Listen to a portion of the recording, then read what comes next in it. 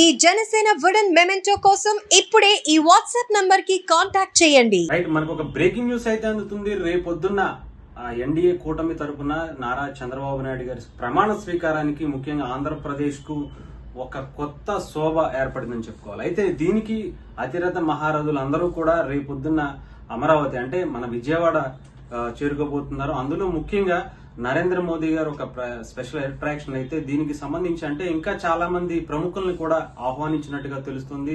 వాళ్లలో ముఖ్యంగా మెగాస్టార్ చిరంజీవి గారు కూడా ఆహ్వానించినట్టుగా తెలుస్తుంది. అలాగే mega power star Ram Charan గారిని ప్రత్యేకంగా చంద్రబాబు నాయుడు గారు ఆహ్వానించినట్టుగా తెలుస్తుంది. అంటే ఎన్డీఏ కూటమి తరపున ముఖ్యంగా ఎన్డీఏ కూటమి తరపున నారా చంద్రబాబు నాయుడు గారి ప్రమాణ స్వీకారానికి ఒక అత్యంత అద్భుతంగా ఏర్పాట్లు కూడా జరుగుతున్నాయి. విజయవాడ ఎయిర్పోర్ట్ కి ఎదురుగా ఉన్నటువంటి గన్నవరం ఎయిర్పోర్ట్ ఎదురుగా ఉన్నటువంటి ఐటీ పార్క్ లో అన్ని కూడా అత్యంత ఘనంగా చేయడానికి అయితే నిర్ణయించుకుంది గవర్నమెంట్. అయితే ముఖ్యంగా ఈ సభకి ముఖ్యంగా ఈ ప్రమాణ స్వీకారోత్సవానికి చాలా మంది అతిరథ మహారథులు ముఖ్యంగా చెప్పాలంటే తమిళనాడు నుంచి రజనీకాంత్ గారిని కూడా పిలిచినట్టుగా తెలుస్తుంది. అలాగే కేంద్ర మంత్రులు అటు ప్రధానమంత్రి నరేంద్ర మోదీ గారితో పాటు మిగతా రాష్ట్ర ముఖ్యమంత్రులు కూడా ఎన్డీఏ పక్ష నాయకుల్ని కావచ్చు ముఖ్యమంత్రులు కూడా ఈ సమావేశానికి అంటే ఈ ప్రమాణ స్వీకారోత్సవానికి అయితే ఆహ్వానించినట్టుగా తెలుస్తుంది.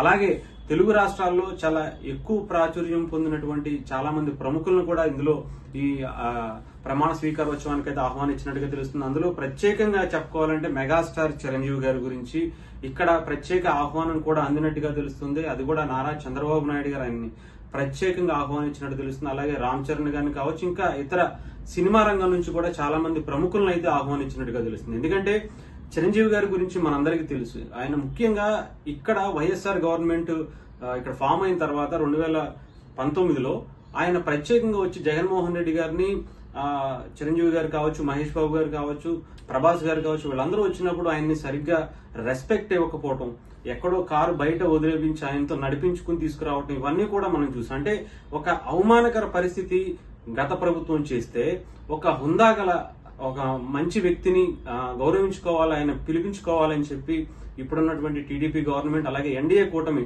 ముఖ్యంగా చిరంజీవి గారికి ప్రత్యేక ఆహ్వానం అయితే పంపించినట్టుగా తెలుస్తుంది. ముఖ్యంగా చాలా మంది మెగాస్టార్ అభిమానులందరూ కూడా చాలా ఆనందం వ్యక్తం చేస్తున్నారు. పవన్ కళ్యాణ్ గారు పక్క హోమ్ మినిస్టర్ గా అలాగే డిప్యూటీ సీఎం గా ఉంటారని చెప్పి వదంతులు వస్తున్నాయి. సో దీనికి సంబంధించి నారా చంద్రబాబు నాయుడు గారు కూడా ఒక అనౌన్స్మెంట్ చేశారు ఇంతకు ముందే. అంటే పవన్ కళ్యాణ్ గారు ఏ హోదాలో ఉండబోతున్నారు అనేది రేపే అనౌన్స్ చేస్తాం స్టేజ్ మీద అని చెప్పి. సో అందరూ కూడా ఆసక్తికరంగా ఎదురు చూస్తున్నారు. అటు కూటమిలో కూడా చాలా మంది చర్చించుకుంటున్నారు ఆయనకి ఎలా ఉండబోతుంది ఏ రోజు ఉండబోతుంది ఏంటి అనేది కూడా. సో ఏదేమైనా సరే రేపటి వరకు వెయిట్ చేయాల్సి ఉంది. చాలా అద్భుతమైనటువంటి వ్యక్తులందరూ కూడా రేపు ప్రమాణ స్వీకార మహోత్సవంలో అయితే కనిపించబోతున్నారని తెలుస్తుంది.